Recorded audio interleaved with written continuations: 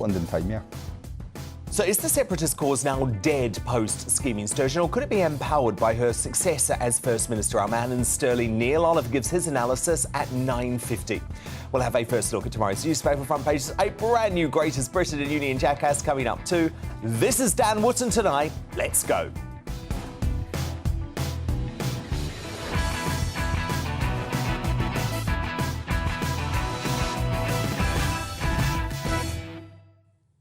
We're kicking off with politics tonight, though. It's Boris versus Rishi, round 3. My take, straight after the news with Polly Middlehurst.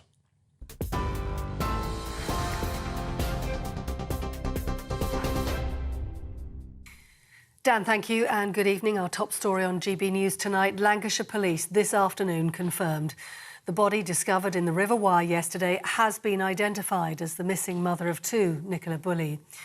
The body was found a mile from where Nicola disappeared 3 weeks ago during a morning dog walk and was found by members of the public. The cause of death hasn't been revealed. A police liaison officer read a statement on behalf of Nicola's family. Finally, Nikki, you are no longer a missing person. You have been found. We can let you rest now. We love you, always have and always will.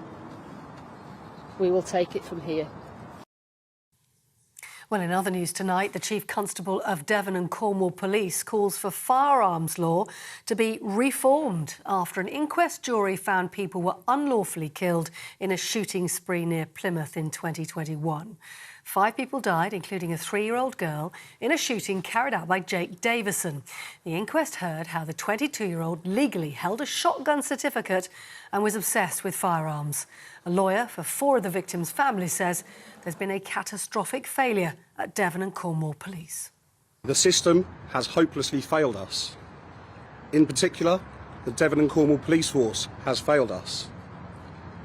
The evidence we have heard during this inquest over the past 5 weeks is a consistent story of individual failures, breathtaking incompetence and systemic failings within every level of the firearms licensing unit of the Devon and Cornwall Police.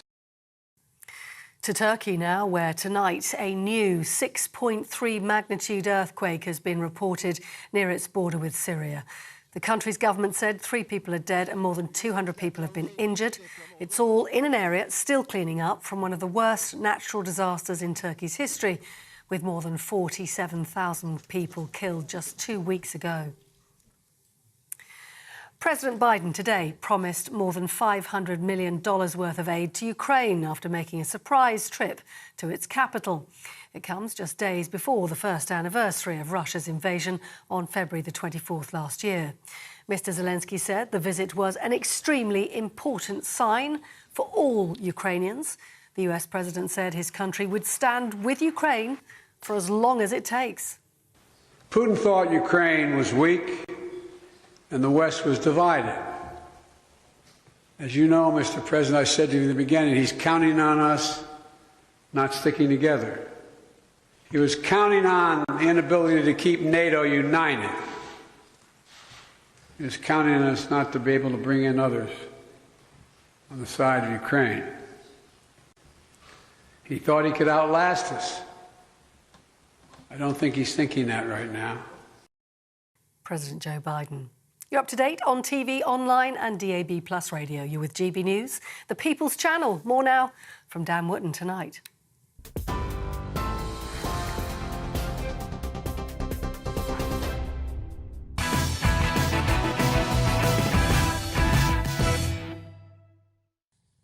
So Rishi Sunak promised a boring, business-as-usual premiership.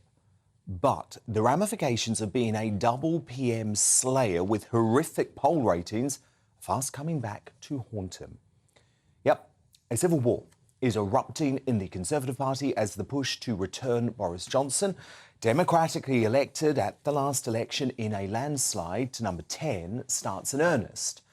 At the weekend, an astonishing fight back by the grassroots of the party, who are beyond livid that both Boris and their choice as his successor Liz Truss were deposed in MSM-driven anti-democratic coups.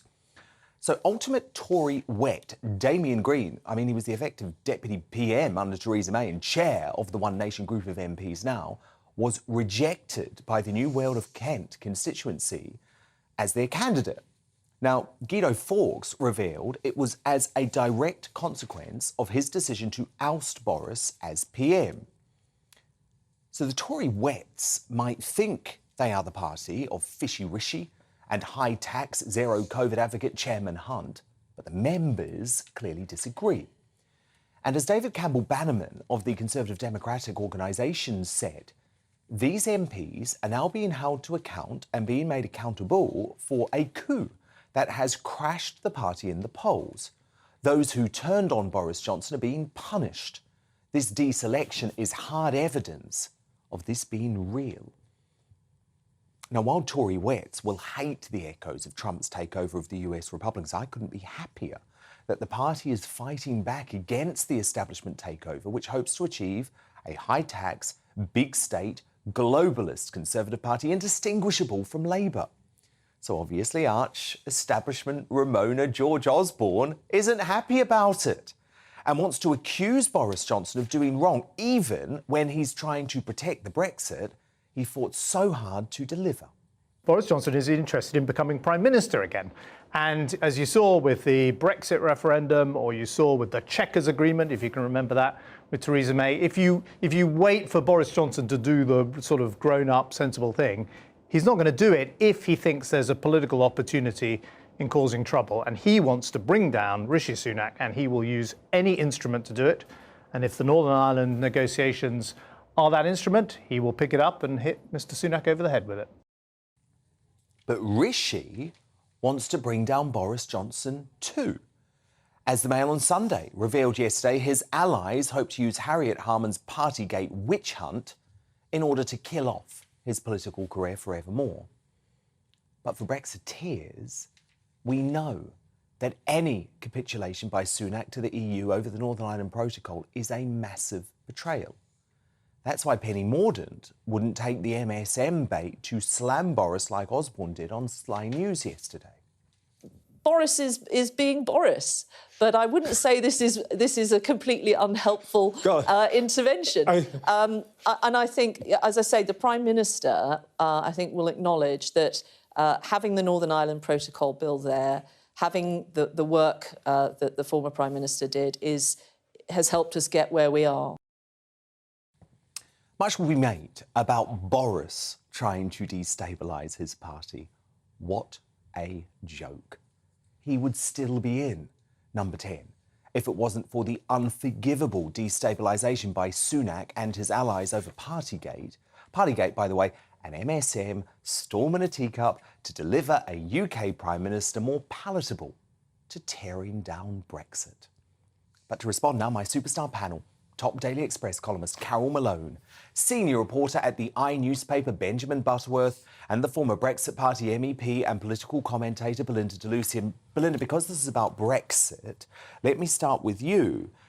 The reason they want Sunak there, I believe, is so that he can water down the Northern Ireland Protocol. Look, Lord Adonis said quite clearly that, get rid of Boris, get rid of Brexit, and how right he was. Just think about it. Since Rishi and Hunt blob have been in power, George Osborne has been circulating in the media more than ever. The scrapping of EU laws has been put on hold. They're more likely to kneel at the altar of the EU with the Northern Ireland Protocol negotiations because they've put the Northern Ireland Protocol bill on hold. I mean, we're being proven right. This was never about cake. This was always about diluting breakfast to the point that centrists and Remainers sell off our sovereignty again for international applause. That's all we've seen from Rishi and Hunt. High tax, international applause. These are their priorities, not our sovereignty, not our United Kingdom territory. And just look at the polls. The Britain Elect polls that came out today show that, Rishi's Conservative Party are down to 24%, -3, and Labour on 51%. And yet you have former senior Tory MPs saying that Boris is trying to bring down Rishi's government. Rishi is indirectly bringing down the Conservatives with his appalling centrist behaviour that does not have the consent or democratic mandate from the people. And Carol, where are all of the party bigwigs, all of the Ramonas like George Osborne, where were they when this campaign to depose Boris Johnson, who had been elected in a landslide, who was still popular in the polls, when were they?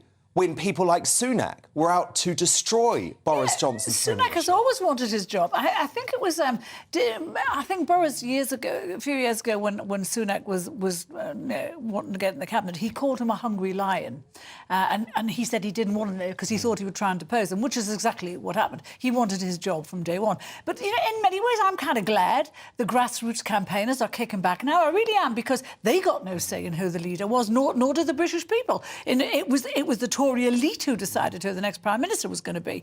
And I think, you know, bringing Boris down, as Belinda said, was a personal thing for many of the Remainers. They thought, get Boris out, Brexit's over. And it makes me angry now that they're saying, you know, Boris is bringing down the party. No, they brought down the party. And if Boris is actually now working against Sunak, he knows the Tories aren't going to win the election. He knows he's not going to get back in. But what he's determined to do is destroy Sunak in the way Sunak. So you don't think Boris can return before the next election as Prime Minister? No, I don't. But don't you think, Carol, that these Tory MPs who are facing total wipeout are going to think, the only person who can maybe stop me losing my seat is Boris Johnson? I think the grassroots people think exactly that. But I mean the MPs. The MPs, I think they might think exactly that. You know, Boris is catnip to the electorate. Sunak is mogadon to the electorate. You know, and people aren't connecting with him. You know, we don't know what he's doing most days of the week. And he's not a leader, not in a million years. And I think Boris is a leader. He might not be the best manager in the world. He might be chaotic, but that's why you have other people in the cabinet. And I think part of me wishes he could slip back in before the election and win it again. I don't rule it out. But I don't rule it out from happening. Remember, he had the support of over 100 MPs just a few weeks ago. Now they've actually seen how Sunak performs in the polls, so I don't rule it out. But Benjamin Butterworth, I mean, you got what you wanted, didn't you? You knew, your lot knew, the MSM knew that if you put Sunak in place, he was going to be a complete disaster, and you were virtually going to guarantee a Starmer-led coalition from hell. So you've got what you want. Oh, and presumably dear. you're not going to call for Sunak to go. I mean, look, I love a comedy show as much as the next person, but I didn't realise that's what I was on. Look, Dan, you need to listen to Taylor Swift. You and Boris Johnson are never, ever getting back together. It's over, OK? The preposterous nature of what you've just claimed. Because, you know, the argument basically boils down to that if only people hadn't found out that Boris Johnson is a slippery, lying charlatan, then he'd still be Prime Minister. It's not up to you to decide. But the truth, well, it's the people decided, because I tell you what, for every single poll from the start of last year until when Boris Johnson resigned, majority, 60%, did not want him, including among Conservative voters. Compare his poll rating now to Sunak. The public decided nothing, Benjamin. Well, I'm sorry, it's your mate Liz Truss that tanked the Tory party. Every time that Boris Johnson has faced an unwinnable election, guess what happened? The London mayoralty, the Prime Ministership. You know, Dan, the truth is that Boris Johnson's a lot better at getting rid of... He's the winner.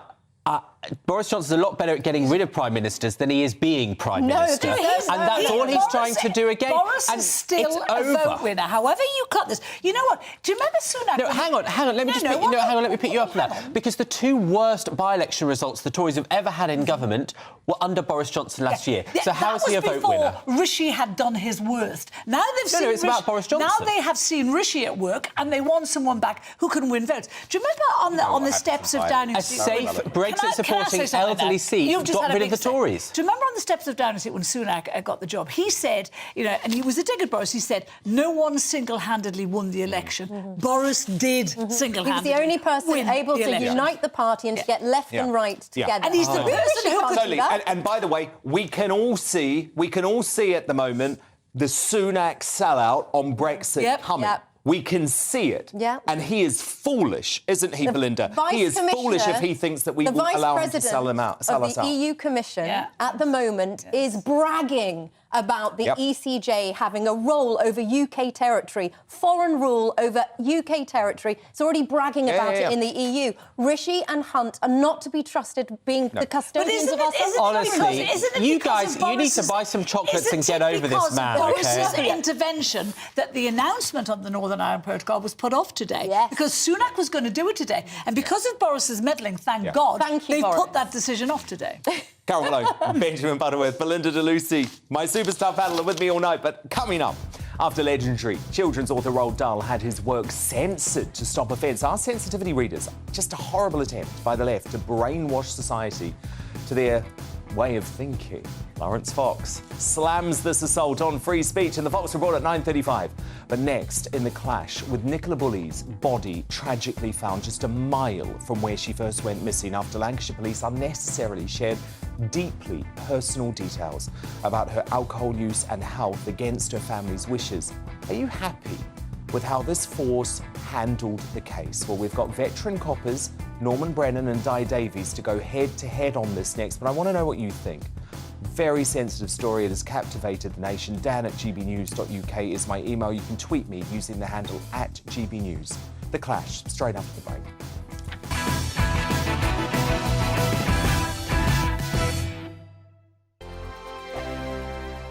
First and foremost, I am a GB News fan, and I was before I was working here. Just love the fact that we're asking the questions that a lot of establishment media won't ask. With a bit of a twist, we not only want to inform you, but we want to keep you entertained. It's worth the drive because you get in and the team's all ready and waiting, they're itching to go, and it's a proper little family. GB News is the people's channel. It's the audience that makes the programme sing. We're giving our viewers and our listeners a voice. I see the thousands of your letters, tweets, emails, you name it, coming in. Britain is broken. How on earth did we get into this mess? But more importantly, how do we get out of it? The establishment had their chance. Now we're here to represent you. It's time for something different. It's time for GB News. I'm very patriotic. I believe in Britain. Our best days lie ahead. Britain's watching. Britain's watching. Join us here on GB News, the people's channel. Britain's news channel. I'm Andrew Doyle. Join me at 7 o'clock every Sunday night for Free Speech Nation, the show where I tackle the week's biggest stories in politics and current affairs with the help of my two comedian panellists and a variety of special guests. Free Speech Nation, Sunday nights from 7 on GB News, the people's channel, Britain's news channel. Here on GB News Live, we'll be keeping you in the picture, finding out what's happening across the country and finding out why it matters to you. We'll have the facts fast with our team of reporters and specialist correspondents. Wherever it's happening, we'll be there from 12 noon on TV, radio and online. GB News, the people's channel, Britain's news channel. I'm Michael Portillo. Join me on GB News on a Sunday morning for topical discussion, debate, arts and culture, and sometimes even ethical dilemmas. I don't always agree with you, Michael. Michael Portillo, Sundays on GB News, the people's channel, Britain's news channel. Hello, I'm Michelle Dewberry, and you can join me every weekday 6 till 7 on Jubes and Kerr. You're an inspiration to us all. Clip that bit up. Well, you are. That's my ringtone. My political ambitions those days are gone, I can tell you. She's only teasing. Go on. He's probably going to want to lay down now. I'll give him 2 minutes to have one. Let's respectfully disagree. That's what we like on Jubes and Kerr. Come and join us. GB News, the people's channel. Michelle Dewberry, weekday evenings at 6 o'clock. I'm Simon Evans. Join me on GB News for Headliners at 11 p.m. What's the scoop? I'll be joined by two of the country's top comedians. That's right. As we take a look at tomorrow's newspapers tonight. We're going to get into trouble. If it's a big story, we'll be covering it. Spill some tea on him. There we go. But we'll also have some fun. I wouldn't stick up a bank. My father didn't love me. So anyway. Headliners every night from 11 on GB News, the people's channel, Britain's news channel. Join me, Nana Akue, Saturday and Sunday afternoons on GB News. Expect fiery debate and passionate discussion as me and my panel tackle some of the biggest topics hitting the headlines. It's a place for everyone's opinion. No one gets cancelled, but no one gets an easy ride. Oh, she's on it today! Be ready for conversations that are fierce, frank, and of course, fun. Every Saturday and Sunday afternoon from 4 p.m. on GB News, the people's channel.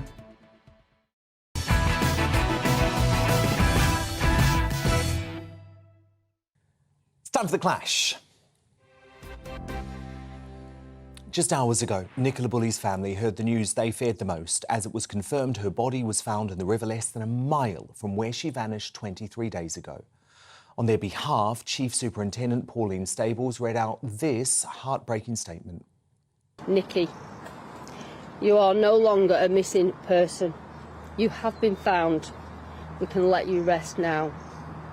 We love you, always have and always will. We will take it from here. Now, this is a truly devastating development. My sincerest condolences go to Nicola's family. But I have to be honest, Lancashire Police's handling of this investigation has only made things worse at every turn.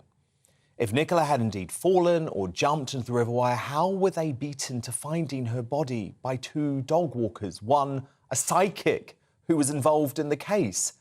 And the low point was a press conference last week led by the telegenic Detective Superintendent Rebecca Smith, with the force promising not to invade Nicola's privacy, only to reveal devastating personal details just hours later. So I've written a column on this tonight for the Mail Online, where I say the memory of Nicola Bulley has been forever sullied by Lancashire Police slurs about her issues with alcohol and the menopause. Rather than trying to find the missing mum, they seemed entirely focused on covering their own backsides. But how do you feel about this? Because I know this case has captured so much attention. We're questioning police investigations like this. Are you satisfied with how the Lancashire Police handled the case? Email me, dan@gbnews.uk, tweet me @gbnews. The poll results shortly. But look, two experts in their field to bring on this now. The police officer, former police officer and campaigner Norman Brennan, and the former Chief Superintendent Di Davies. Now, Di, I know there are lots of people saying tonight, well, look, the Lancashire Police got it right because their initial hypothesis was that Nicola Bulley's body was in the river and it was discovered in the river. But we have to look at how we got to this point, Di, how it became a circus, how details about Nicola Bulley's personal life were bandied about via official police statement, and also why it took 3 weeks for a body to be found just a mile from where she went missing in the river, where they had insisted that she hadn't been found initially. I mean, Norman, Di, let me kick off with you. My faith has been shaken after this Lancashire Police investigation. Well, good evening, and let me say I also share all your thoughts in a number of ways. I'm not going to be here to defend Lancashire Police or their press strategy. What I have learnt in over 50 years is quite often the senior press people are your friends. Of some years now, we, through various chief officers, seem to have gone away from cultivating the mostly decent crime reporters and reporters we have in this country. The press get a bad name, but in my experience, if you take them early on your side, they will support you. And that has been my experience. In respect of this, from the outset, some of the press strategy, as you rightly say, has been poor. Some of the articulation by senior officers has not been good. And one of the key things you look in any leader is the ability to communicate and communicate strongly that you know what you're doing. Now, without a doubt, from the outset, the police had a lot more information about this tragic case than they let on. And for rightly or wrongly reasons, I'm sure they were probably right in their supposition, the fact that they thought that she had gone in the river one way or the other. But let's face it, at the moment, we don't know the full circumstances, and we should be very careful not to judge the consequence of the inquest that will undoubtedly follow. There are huge questions to ask. I wouldn't have appointed the Detective Chief Superintendent of its own force to review it. I think from a PR point of view, that's a disaster. I have no doubt these detectives are very good, and in many ways, their detection factors at all their inquiries was up to the standard. They were reviewed by experts, and I've no doubt they did their best. The worst thing was the attitude of their chief officers, from Chief Constable. That commissioner beggars belief with some of his crass comments and some of his interviews that he hasn't given. Where was he? He's paid £104,000 a year to hold people to account. I haven't heard him anybody who can. Now, yeah, indeed. I'll be quiet now and let you get in.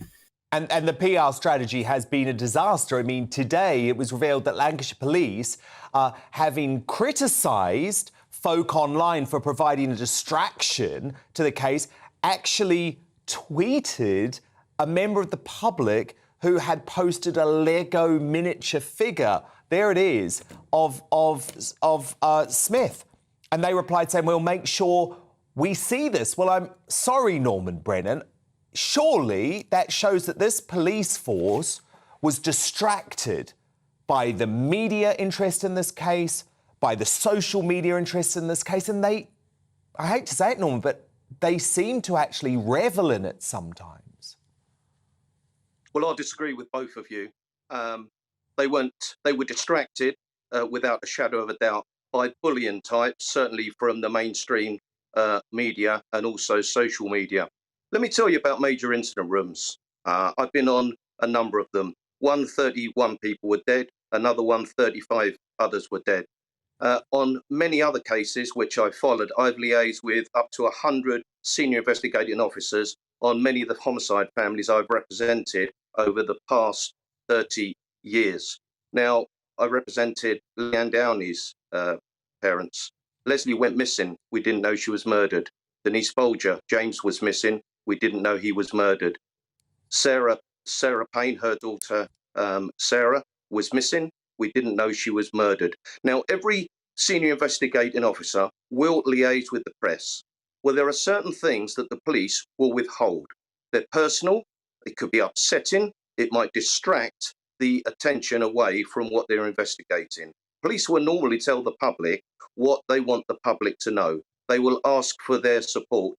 Now, you mentioned about the body of Nicola Bulley found 3 weeks later. I can tell you from my policing experience, sometimes a body is in a river, is never found. They are taken up and down with the currents, and it could take 2 or 3 weeks to actually find them. What I find absolutely amazing here, and Dan, I feel as though I'm living in a parallel universe. I believe that Lancs police have acted honourably, respectfully, and some of the abuse that they've received, I'm in disbelief. The senior female officer was wearing a skirt, which apparently they were criticising about her high heels. Yeah. Well, I'm wearing a suit jacket at the moment, Dan. I haven't got a tie on. Behind the suit jacket and my shirt is someone with a passion and a belief and cares, just like Rebecca Smith and all the officers investigating the missing. OK, I just want to bring Di Davies in on that specific point, because Di Davies, Rebecca Smith was criticised for wearing what some people described as a cocktail dress at the press conference. I believe you think that it sent out the wrong image. Well, I wouldn't want to concentrate on what the detective superintendent was wearing. What I would say, image is quite important. If you're a police leader, you need to look the part. Some people disagree. Some people say it's fine, wear what you like. But if a senior officer went on in a T-shirt and a blazer and no tie, then I'm sorry, I'm old-fashioned. And with great respect to Norman, he's had a huge experience. With great respect, so have I in missing persons over the years, both home and abroad. So I'm not criticising the operational officers. What I'm criticising is the overall strategy and management. Yeah, because Norman, indeed, just hold that thought, because Norman, what I want to specifically dig down on is, because I actually, last week, up until Wednesday, I actually agreed with you. I hadn't spoken about the Nicola Bulley case on this show at all, because I believed it was important to allow the police to do their job, and I didn't want to add to a circus around it, because I saw what was happening. I saw what was happening on TikTok. I saw what happened on social media. But, Norman, it changed for me on Wednesday afternoon. I'll tell you why. Because you have Rebecca Smith get up at that press conference and say, we're not going to invade Nicola Bulley's privacy. We're not going to do that because the family have requested us not. Then the press conference didn't go down the way that the Lancashire Police hoped it would, because it posed more questions than answers. And so within 2 hours, we have a statement which literally invades Nicola Bulley's privacy. And the problem is, Norman, for her 2 daughters, right, who are going to have to live with this case now for the rest of their lives, their mother's reputation has been sullied because of that statement. And I do not understand, and we've obviously Suella Braverman, the Home Secretary, has raised concerns too. I do not understand how the Lancashire Police can justify revealing that information. I mean, they wouldn't reveal if a bloke, if a 54-year-old bloke was missing, 45-year-old bloke was missing, they wouldn't reveal that he had erectile dysfunction issues and was drinking too much. So where do they get off revealing that about a 45-year-old woman who was suffering from the menopause? Dan, let me tell you about major incident rooms. They're like newsrooms. You'll know all about newsrooms. News comes in every minute of the day. Sometimes news comes in that changes the focus and your projection. In this particular case, as I understand it, there were a number of people that knew Nicola Bulley and went to the media with a view of selling their story. The police, as I understand it, got wind of this. They then spoke with the family and they said, rather than this come out in the media, we want to try and cause some damage limitation by going out. Will you support us in that? The family said that they would. Then do you know what, Dan? The police were bullied into basically releasing some of the information. The media that have been haranguing Lancs Police day in and day out, 24/7 for 3 weeks, then ran to the Prime Minister, the Home Secretary, the Information Commissioner, and a bit of news that they created themselves by bullying the police. They got the PM, the Home Secretary and the Information Commissioner to speak publicly. It's nothing to do with the PM, no disrespect. Okay. And what to do with the Home Secretary? She should have made a phone call private to the Chief Constable. No, so I what's happened is I do understand your point, Norman, and of course we should also point out that Nicola Bulley's family, in the statement that was released via the police earlier today, as well as paying tribute to their beloved relative, they did criticise the media, specifically Sky News and ITV. So clearly there's a lot more to emerge here about the behaviour of the media, and I don't shy away from that. But I'm talking about from a personal perspective on this show, I did not cover this case until the police decided to release that personal information about Nicola Bulley, because for me, that was a line cross. But look, I think you're both absolute experts in this area, and it was a fascinating debate. So thank you so much to the former police officer and campaigner Norman Brennan and the former Chief Superintendent Di Davies. So who do you agree with on this? Are you satisfied with the way Lancashire Police handled the Nicola Bulley case? Ali on Twitter says, I am, because there have been too many people interfering with the police search and criticising them. A police investigation is so complex, and absolutely it is. I appreciate that. From Joan on email, I have to say I feel sorry for the police. They can't do right for doing wrong. If anyone wants calling out, it's Sky and ITV for contacting the family after they were asked to leave the family in peace. Disgraceful. And Louise on Twitter writes, no, the police should have sealed off the area when she disappeared while they searched to stop the TikTok ghouls from going there, taking selfies and creating nonsense theories.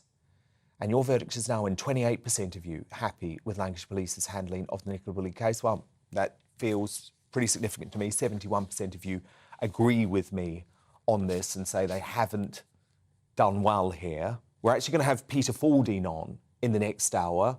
He is the diver who has now, he feels like, at least been made a scapegoat as a result of the police's handling of this case. But coming up, is the Scottish separatist cause now dead following Nicola Sturgeon's resignation, or could it strengthen the cause for her successor as First Minister? Our man in Stirling, Neil Oliver, gives his unmissable analysis at 9:50. But first, after iconic children's author Roald Dahl has his work rewritten to stop offence, our sensitivity readers, just a sinister attempt by the left to indoctrinate society with their woke ideology. Lawrence Fox live on this straight after the break.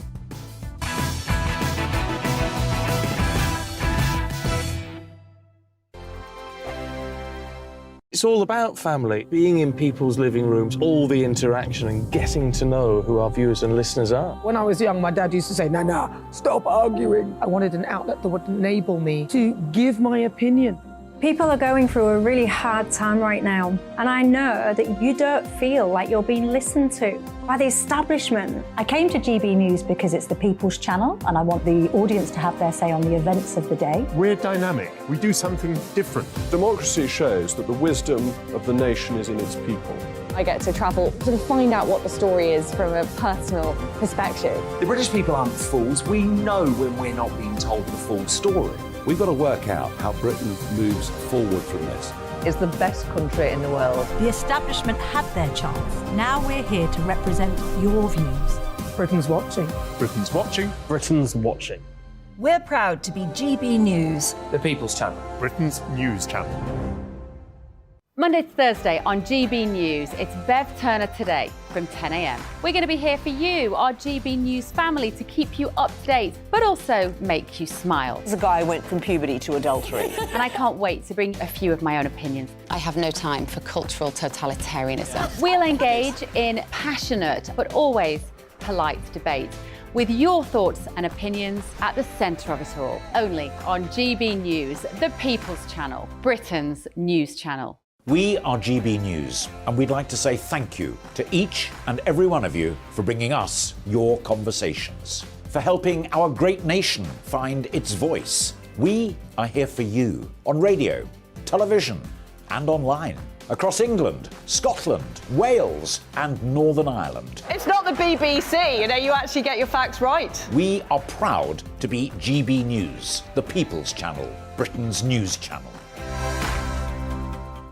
Join me every Sunday at 6 p.m. for Gloria Meets. In exclusive interviews, I'll be finding out who our politicians really are and what they really think. It's something that you would never want anyone to suffer. I didn't know what channels there were. I didn't think I'd be believed. I must have weighed about 7 stone and I'm 5'8". My instincts was to sort of cover this up. I mean, clearly that was a mistake. Join me every Sunday at 6 p.m. on GB News, the People's Channel, Britain's news channel.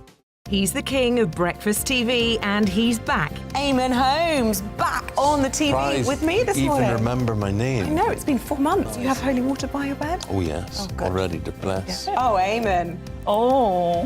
Why do you not believe anything I say? Eamon Holmes back on GB News Breakfast at 6 a.m.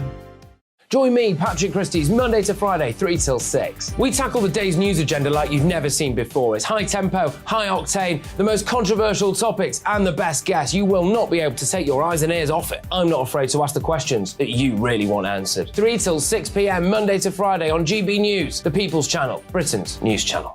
Hi, Andrew Pierce here. Join me every Friday lunchtime for a proper no-nonsense debrief of the week's events. With special guests in the studio and the GB News team on the ground, I'll be getting you up to date with news, some intelligent discussion, and my own sharp take. The weekend starts here with me every Friday lunchtime on GB News, the People's Channel, Britain's news channel.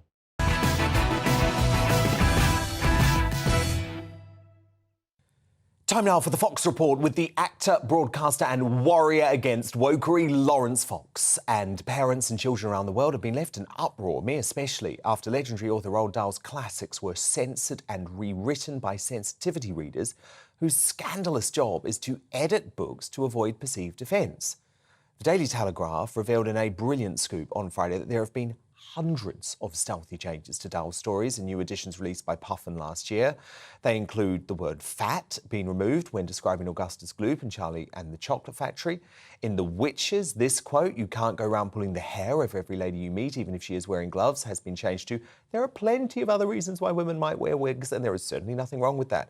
Matilda has also faced cuts with the words delinquents and dropouts being removed, and any reference to colour is out the window too, as his face was white with horror is updated to his face agog with horror. The alterations have infuriated even leading authors, including Salman Rushdie, who says the publisher Puffin should be ashamed of their absurd censorship of Dahl's work. And Lawrence, I mean, the actor Brian Cox, I was very taken by him describing this as a new form of McCarthyism. Do you agree? Why have any words at all in the books? Someone's going to be offended by the word "and." I mean, apparently in America, they're offended by the word "field" now because that's also racist. The problem with all of this stuff is that where do you stop with offence? Where does it end? It can end. I'm offended by many things. I think it's great. I'm really so glad I read Huckleberry Finn and Tom Sawyer to both my kids when they were really young. So we had the conversation. They said, why do they use that word, Dad? And I then explained that, the Mississippi River flowed in that way down. So they were actually he was taking him down towards slavery. I just thought it was a great way of educating children. This whole idea of trying to unoffend everybody is so indicative of how pathetically weak Western society is. As China gears itself up for war, we are getting offended by Roald Dahl books. It's pathetic, and we should be ashamed of ourselves. Yeah, and by the way, a sanitised Roald Dahl is not Roald Dahl, because the whole point and the reason why kids, and I know I adored his books, I grew up with them, I loved them so much, and it's because we knew that he was talking to us like we were adults, like we could actually cope with some things that we wouldn't get in the other children's books. So a sanitised Roald Dahl is not a real Roald Dahl. No, and also, look at Bambi. Watch the film Bambi. It's really, really horrific. I would urge every parent out there to go A, and buy a DVD player and go on eBay and buy all of the old films you like, and B, go on eBay, which I did today, and buy all of the old children's books so I can give them to my own grandchildren. Big time. I mean, what we also see here, though, Lawrence, is, I think, a media story, because one thing that has been missed in a lot of this is that, do you know who ultimately owns Roald Dahl now? It's Netflix. They bought the Roald Dahl estate in its entirety, and they now control. So Netflix now controls Roald Dahl, and we know that Netflix is one of those ultimate go woke, go broke companies. Who'd make a good person for the witches, don't you? For Netflix. Who? Meghan. Meghan. Who on earth are you talking about, Lawrence? I don't know who you mean. Now, from authors that have been delighting us for generations to soft drinks.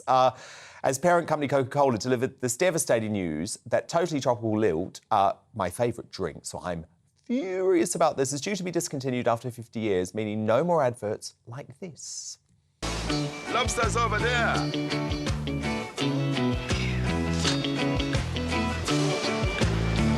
Lilt, the totally tropical taste. And Lawrence, I mean, this was so predictable, right? But the ridiculous folk at The Guardian have decided that cultural appropriation is the reason behind the drink's demise, with the race-baiting columnist Nels Abbey shamelessly declaring Lilt as the soft drink equivalent of blackface, Lawrence. Oh, my God. Yeah, I think in a society where we allow woman face, I think blackface is the least of our problems. It'd be much easier to be transracial than transsexual. But lilt is a word. It means the cadence of a voice, and it's the important way of communicating language. And you know what about cultural appropriation? More of it. All the time, because I wouldn't have had pad krapao without cultural appropriation, and I wouldn't have had chicken tikka masala. I don't know if that's the one. No, that's the other chicken tikka. But cultural appropriation is a wonderful thing. We should be having more and more and more of it, and all of these oversensitive race baiters should just rein it in a bit. Too right. Too right, and I'm going to keep on drinking my limited edition Lilt. I'm like buying them up wherever I see it at the moment, because I don't want weird Fanta grapefruit or whatever they're calling it. Lawrence Fox, thank you so much, Lawrence. We'll speak next week. But coming up, as Angela Rayner says, it, quote, doesn't matter that the trans double rapist Adam Graham has a penis. Is Labour's deputy leader unfit for high office? That's our big debate with my superstar panel after 10. But first, as the SNP's Westminster leader Stephen Flynn hints an independent Scotland should become a republic, is the separatist cause now dead post-scheming Sturgeon, or could it actually be empowered by her successor as First Minister, our man in Stirling, Neil Oliver, live on that straight after the break.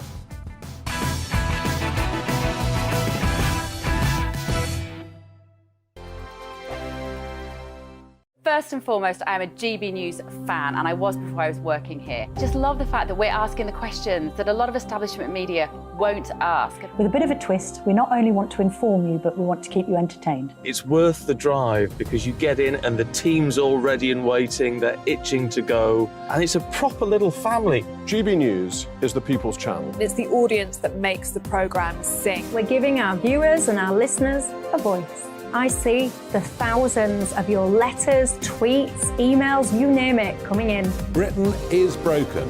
How on earth did we get into this mess? But more importantly, how do we get out of it? The establishment had their chance. Now we're here to represent you. It's time for something different. It's time for GB News. I'm very patriotic. I believe in Britain. Our best days lie ahead. Britain's watching. Britain's watching. Join us here on GB News. The People's Channel. Britain's news channel. Hi, Andrew Pierce here. Join me every Friday lunchtime for a proper no-nonsense debrief of the week's events. With special guests in the studio and the GB News team on the ground, I'll be getting you up to date with news, some intelligent discussion and my own sharp take. The weekend starts here with me every Friday lunchtime on GB News, the People's Channel, Britain's news channel.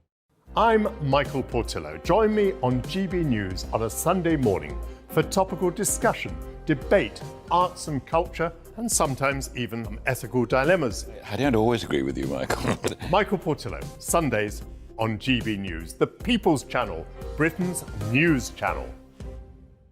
I'm Andrew Doyle. Join me at 7 o'clock every Sunday night for Free Speech Nation, the show where I tackle the week's biggest stories in politics and current affairs with the help of my two comedian panellists and a variety of special guests. Free Speech Nation, Sunday nights from 7 on GB News, the People's Channel, Britain's news channel. Here on GB News Live, we'll be keeping you in the picture, finding out what's happening across the country and finding out why it matters to you. We'll have the facts fast with our team of reporters and specialist correspondents. Wherever it's happening, we'll be there from 12 noon on TV, radio and online. GB News, the People's Channel, Britain's news channel.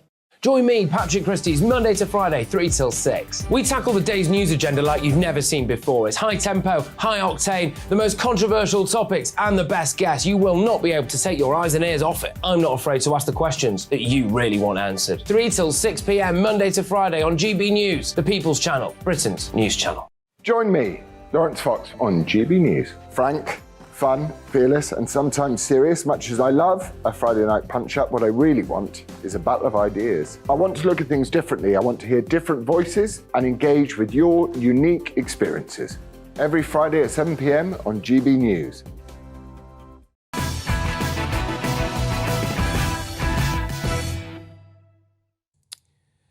Welcome back. Now, earlier today, Scotland's Finance Minister Kate Forbes officially launched her campaign to succeed scheming Nicola Sturgeon as First Minister. She's currently the marginal favourite, and among her opponents is catastrophic Queen Nick loyalist Humza Yousaf, who entered the race yesterday. However, don't expect any dialing back of separatist rhetoric from Forbes. Watch. I can't sit back and watch our nation thwarted on the road to self-determination. Our small, independent neighbours enjoy wealthier, fairer and greener societies, and so should we.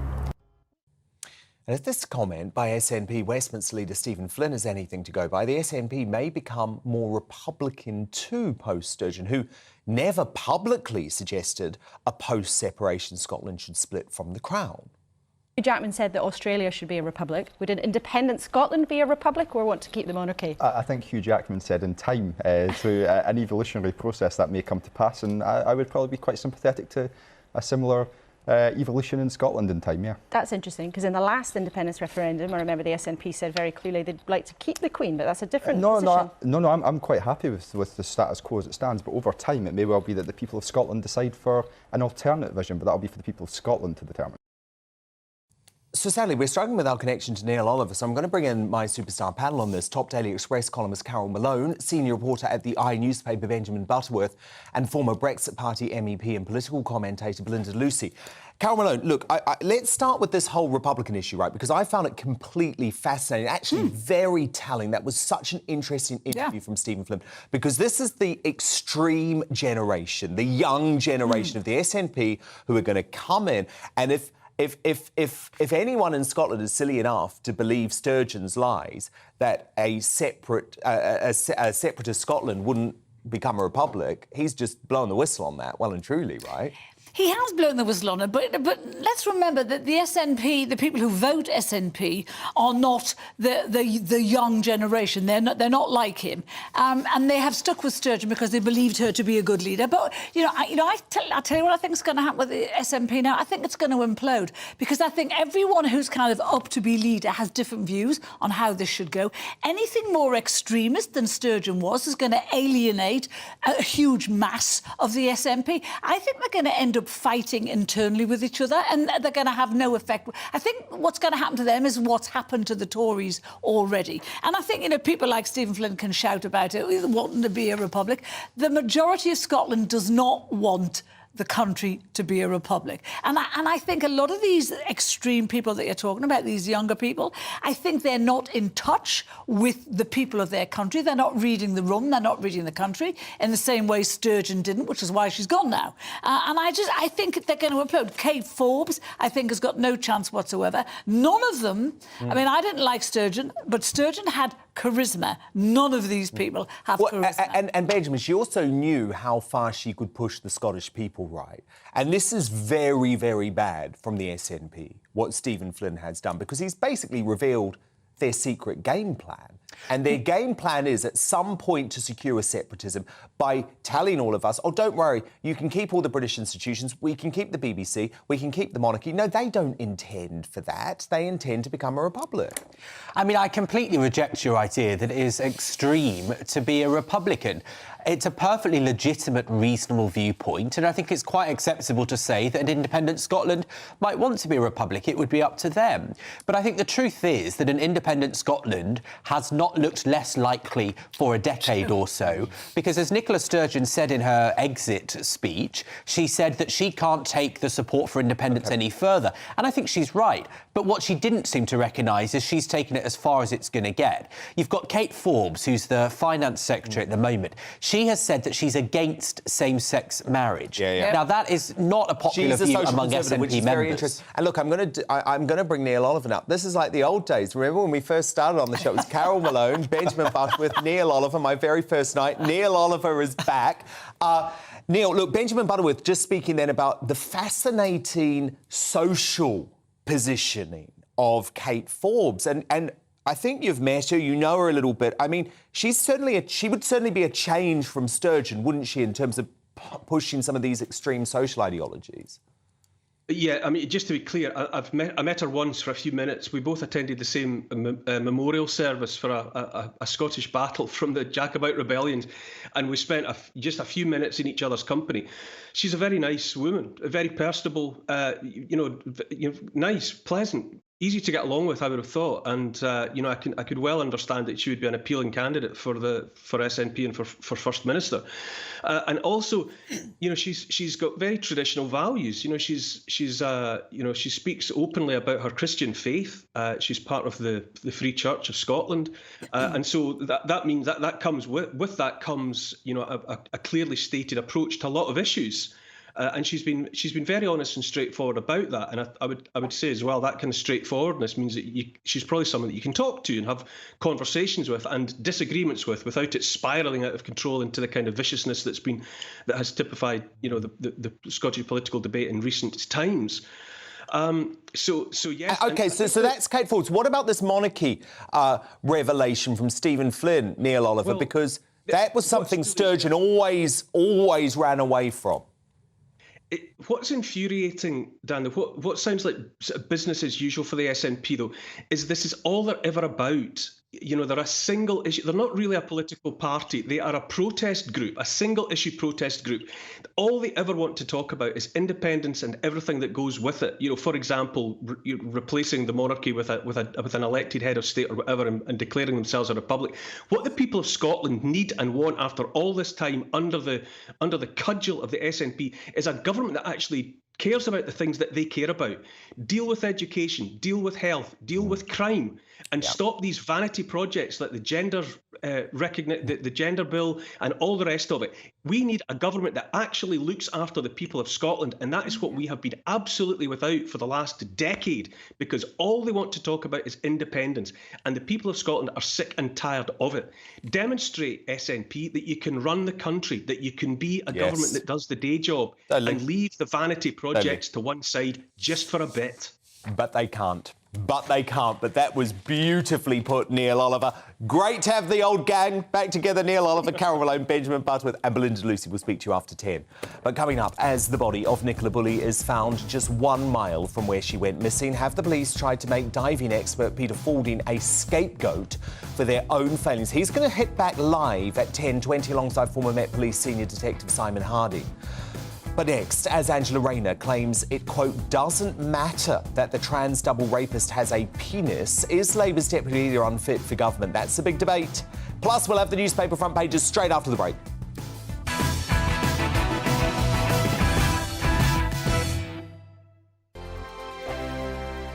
Here on GB News Live, we'll be keeping you in the picture, finding out what's happening across the country and finding out why it matters to you. We'll have the facts fast with our team of reporters and specialist correspondents. Wherever it's happening, we'll be there from 12 noon on TV, radio and online. GB News, the People's Channel, Britain's news channel. I'm Andrew Doyle. Join me at 7 o'clock every Sunday night for Free Speech Nation, the show where I tackle the week's biggest stories in politics and current affairs with the help of my 2 comedian panellists and a variety of special guests. Free Speech Nation, Sunday nights from 7 on GB News, the People's Channel, Britain's news channel. I'm Michael Portillo. Join me on GB News on a Sunday morning for topical discussion, debate, arts and culture, and sometimes even ethical dilemmas. I don't always agree with you, Michael. Michael Portillo, Sundays on GB News, the People's Channel, Britain's news channel. Join me, Nana Akue, Saturday and Sunday afternoons on GB News. Expect fiery debate and passionate discussion as me and my panel tackle some of the biggest topics hitting the headlines. It's a place for everyone's opinion. No one gets cancelled, but no one gets an easy ride.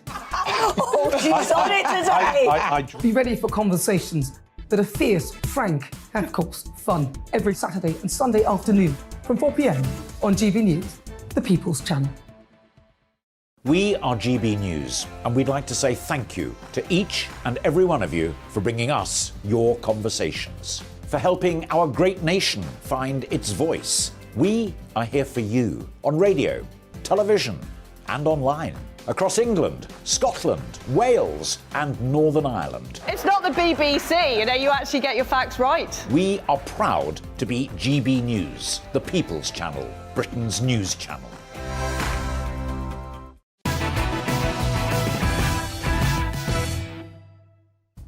It's 10 p.m. I'm Dan Wootton. Tonight, Lancashire police have confirmed the body found in the River Wye yesterday is that of missing 45-year-old Nicola Bulley. Her heartbroken family have paid tribute to the special mother of 2. She was the centre of our world. She was the one who made our lives so special, and nothing will cast a shadow over that. Now, following this devastating development, diving expert Peter Falding hits back at being made the scapegoat for what he believes are the police's failings. He's going to be live alongside former Met Police Senior Detective Simon Harding, who I'll ask how could Nicola be found just 1 mile from where she went missing. So at 10:20, we're going to debate the Lancashire Force's wildly criticised handling of this tragic case that's seen the country question the competence of the police as they reveal deeply personal details about the mother's alcohol use and health against the family's wishes. Also coming up tonight, after Nicola Sturgeon was brought down over her sick gender reform bill, Labour is picking up the mantle for endangering women's rights. With their deputy leader, Angela Rayner, saying that it, quote, doesn't matter that the trans double rapist Adam Graham has a penis. So, does that shocking assessment demonstrate that Rayner is unfit for high office? That's our big debate with my superstar panel next. Tonight, I'm joined by Carol Malone, Benjamin Butterworth and Belinda Lucy. As protests against asylum seeker hotels continue to be unfairly branded as far-right, including by the biased ex-BBC staffer and Emily Maitlis protege Lewis Goodall, why are left-wing journalists failing to report on the damage being done to local communities by the migrant crisis? Well, Fleet Street icon Calvin McKenzie uncancelled on that at 10:40. As it's revealed, Prince Harry's legal battle to have gun guards is costing the British taxpayer £300,000. Does the privileged Duke need to pick up his own security bill? And at last night's Baftas, did Ariana DeBose deliver the worst performance in the history of awards ceremonies? Angela Bassett did the thing. Viola Davis, my woman king. Blanche Kate, you're a genius. And Jamie Lee, you are all of us. Awful.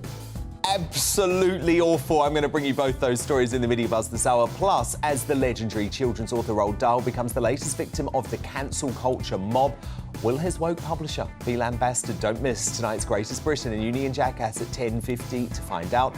The first front pages will arrive in mere moments too, right after Polly Middlehurst.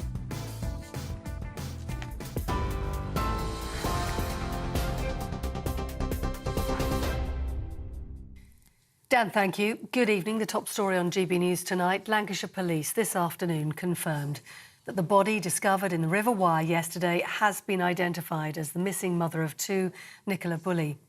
The body was found a mile away from where Nicola disappeared 3 weeks ago during a morning walk with her dog. It was found by members of the public. The cause of death hasn't been revealed. A police liaison officer read out a statement on behalf of Nicola's family this afternoon. Finally, Nikki, you are no longer a missing person. You have been found. We can let you rest now. We love you, always have and always will. We will take it from here. Well, in other news tonight, the Chief Constable of Devon and Cornwall Police has called for firearms law to be reformed after an inquest jury found people were unlawfully killed at a shooting spree near Plymouth in 2021. 5 people died, including a 3-year-old girl, in a shooting carried out by Jake Davison. The inquest heard how the 22-year-old legally held a shotgun certificate but was obsessed with firearms. A lawyer for 4 of the victims' families says there has been a catastrophic failure at Devon and Cornwall Police. The system has hopelessly failed us. In particular, the Devon and Cornwall Police Force has failed us.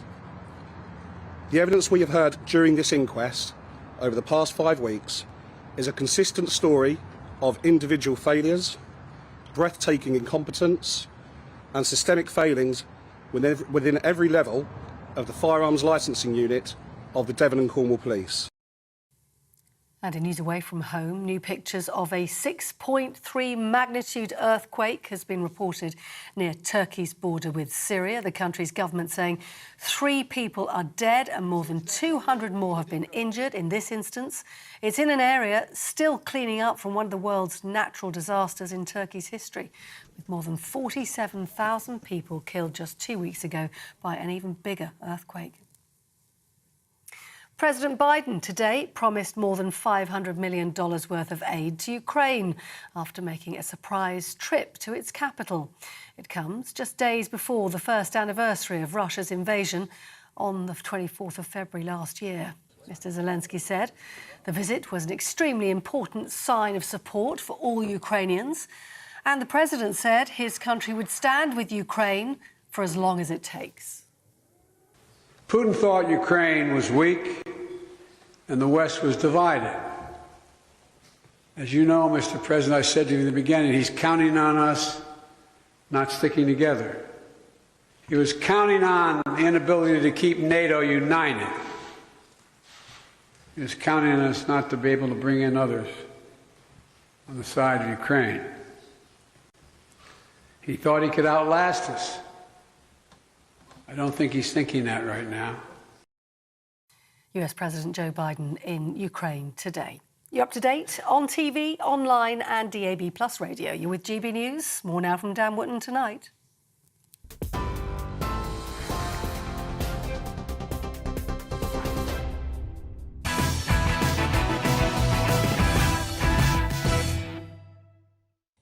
Tomorrow's news tonight now in our Media Buzz.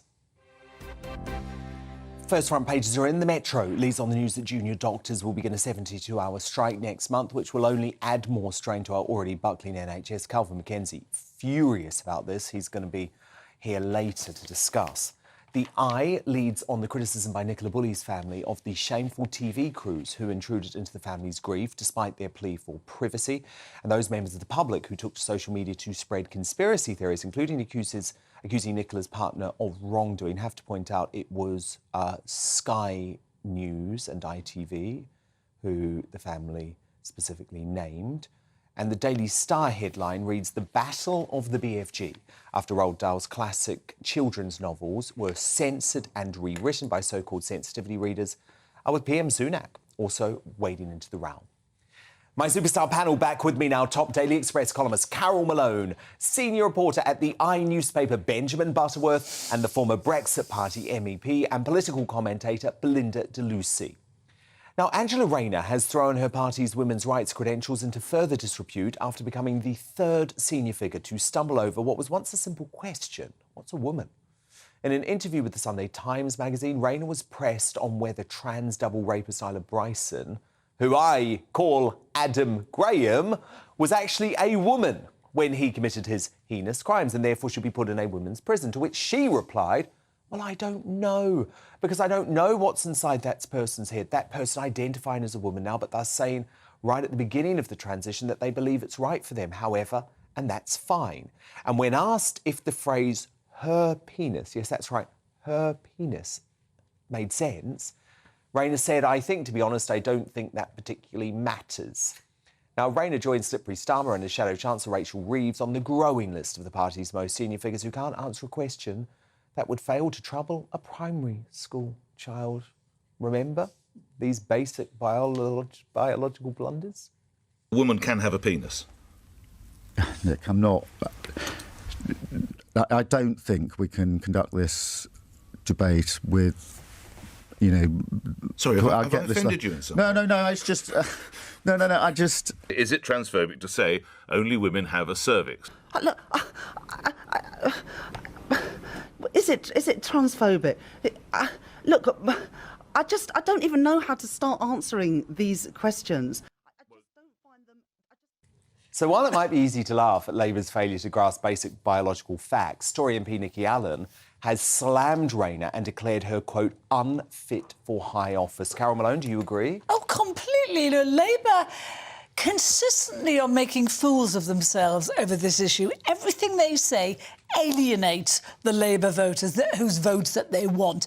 To say the fact that Adam Graham had a penis and it didn't actually matter. I mean, it mattered to the women he raped. It mattered to the women in Cornton Vale Prison, where he was. So, of course, it matters.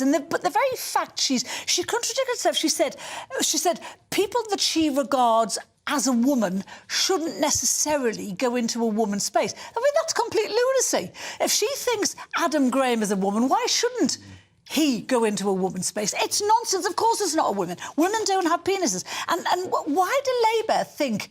I don't know why that they obfuscate over this. Who do they think they're pleasing? It's not their core voters. They're pleasing the metropolitan elite with this woke nonsense. But Starmer was in Edinburgh today. He is dodging the issue with that question. Even though this is he's trying to get the SNP votes from, after Sturgeon's been deposed.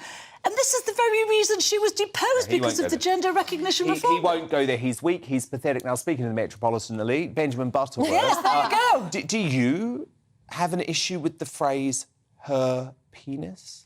I mean, it depends whether you're talking about this person who has convicted rape, in which case it obviously matters. Her penis, does that make sense? But generally, no, because the world isn't quite so straightforward as you would like to make out, right? Because the law at the moment, the one that I am, so far as I'm aware, that you support, is that you have to live as your identified gender for 2 years to be eligible for legal recognition. That's the one. That's the one that was I'm not discussing that, but that's the one that they wanted. That's the one that Nicola Sturgeon wanted to change to 3 months rather than 2 years.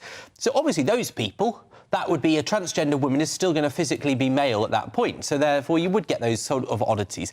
I just don't think this is what we should be arguing about with Angela Rayner. The truth is, you're trying to undermine a working-class politician who's got to the top of politics. You are talking. You sit there and try and say that Angela Rayner, Angela Rayner, a woman. Why is this a class issue? Why is it a gender issue? Are you going to start saying that I'm being sexist? You're trying to say that Angela Rayner, a woman from a council estate who cared for her bipolar mother, who worked as a carer for women, who rose through the trade unions movement, that she doesn't understand women's rights. I think Angela Rayner understands women's rights a damn sight better than Dan Wootton. So you think she's fit for high office? I think she's fit for high office, but what I would say... Do you think she'd be a good Prime Minister? She's never going to be Prime Minister. OK, and good. I'm glad we agree on that. Belinda Deluson? I didn't think Labour's... Is she fit for high office? I didn't think Labour's attack on reality and women and girls could get any worse than their self-ID policy, than Lammy saying that women were dinosaurs if they wanted male-free changing rooms, or Lisa Nandy saying that rapists who identify as women should be in women's prisons. This is a total break from reality. And then Angela was like,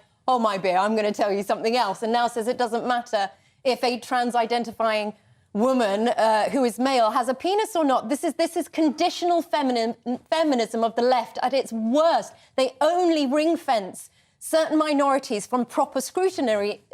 Now, if you're a trans woman, it's a softly approach. Their pronouns matter more than the dignity of the rape victims if you're from the left. Exactly. This is an absurd attack on the rights and dignity of women and girls, and Labour seem to not have learned any lessons, as you said, Nicola Sturgeon.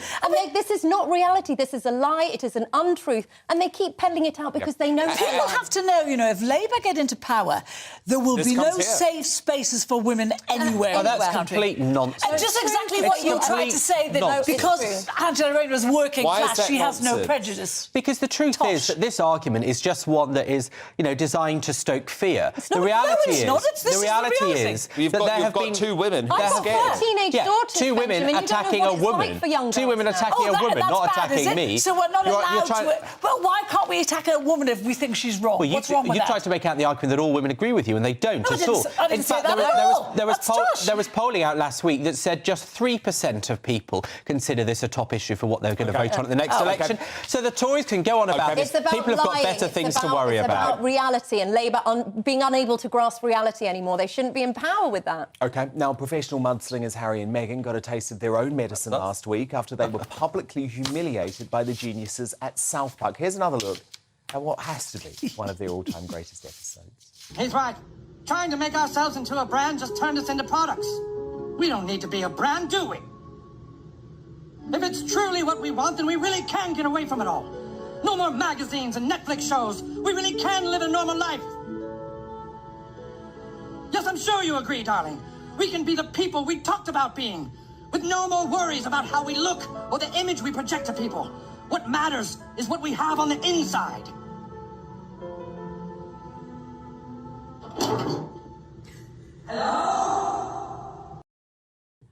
Brutal.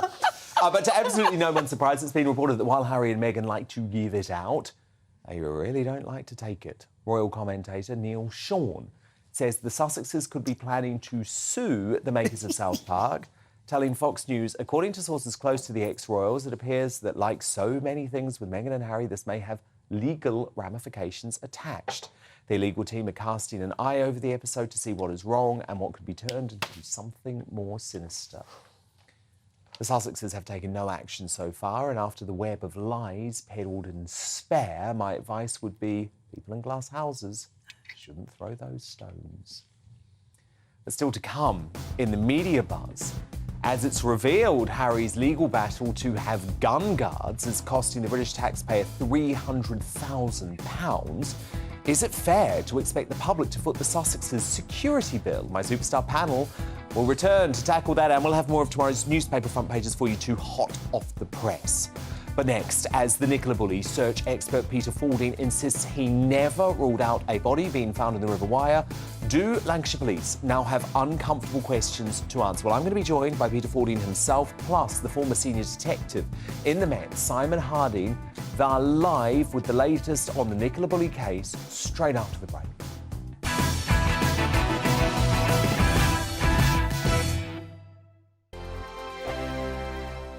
First and foremost, I am a GB News fan, and I was before I was working here. Just love the fact that we're asking the questions that a lot of establishment media won't ask. With a bit of a twist, we not only want to inform you, but we want to keep you entertained. It's worth the drive because you get in and the team's all ready and waiting, they're itching to go, and it's a proper little family. GB News is the people's channel. It's the audience that makes the programme sing. We're giving our viewers and our listeners a voice. I see the thousands of your letters, tweets, emails, you name it, coming in. Britain is broken.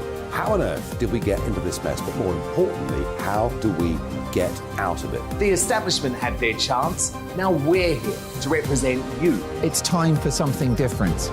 It's time for GB News. I'm very patriotic. I believe in Britain. Our best days lie ahead. Britain's watching. Britain's watching. Join us here on GB News. The people's channel. Britain's news channel. I'm Andrew Doyle. Join me at 7 o'clock every Sunday night for Free Speech Nation, the show where I tackle the week's biggest stories in politics and current affairs with the help of my two comedian panellists and a variety of special guests. Free Speech Nation, Sunday nights from 7 on GB News, the People's Channel, Britain's news channel. Here on GB News Live, we'll be keeping you in the picture, finding out what's happening across the country and finding out why it matters to you. We'll have the facts fast with our team of reporters and specialist correspondents. Wherever it's happening, we'll be there from 12 noon on TV, radio and online. GB News, the People's Channel, Britain's news channel. I'm Michael Portillo. Join me on GB News on a Sunday morning for topical discussion, debate, arts and culture, and sometimes even ethical dilemmas. I don't always agree with you, Michael. Michael Portillo, Sundays on GB News, the People's Channel, Britain's news channel. Hello, I'm Michelle Dewberry, and you can join me every weekday 6 till 7 on Jubes and Kerr. You're an inspiration to us all. Clip that bit up. Well, you are. That's my ringtone. My political ambitions are, those days are gone, I can tell you. She's only teasing. Go on. He's probably going to want to lay down now. I'll give him 2 minutes to have one. Let's respectfully disagree. That's what we like on Jubes and Kerr. Come and join us. GB News, the People's Channel.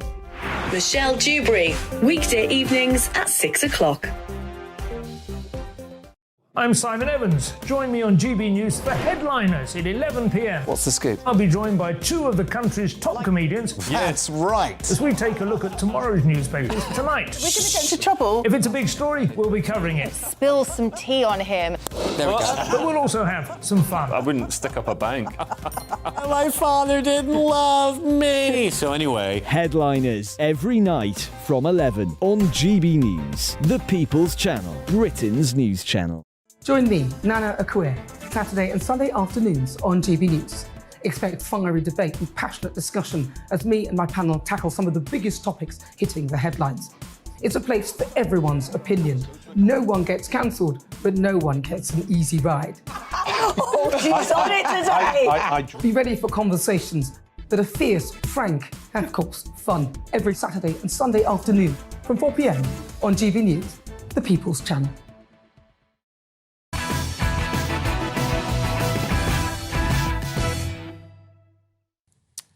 Welcome back. Now, in an emotional press conference earlier tonight, Nicola Bulley's heartbroken family paid tribute to the special mum of two. She was the centre of our world. She was the one who made our lives so special, and nothing will cast a shadow over that. Despite 23 days of searches by police helicopters, drones and diving teams, two dog walkers, apparently one, a psychic who had been working on the case, managed to succeed where the fumbling Lancashire police had horrendously failed by finding the 45-year-old just a mile from where she vanished. The police's handling of this case has been widely criticised, including by the Home Secretary, Suella Braverman. I did have concerns earlier in the week about some of the elements relating to the release of personal information of Nicola Bulley into the public domain. I raised those concerns with the Chief Constable. I wasn't wholly satisfied, I have to say, with some of the responses I got, but it is a matter for the police themselves. There are some investigations ongoing looking into how the investigation's been handled, and we must let that carry out its own process. But forensic search and rescue specialist Peter Faldeen, who selflessly joined the underwater search for the 45-year-old, says he's been made a scapegoat for the force's failings.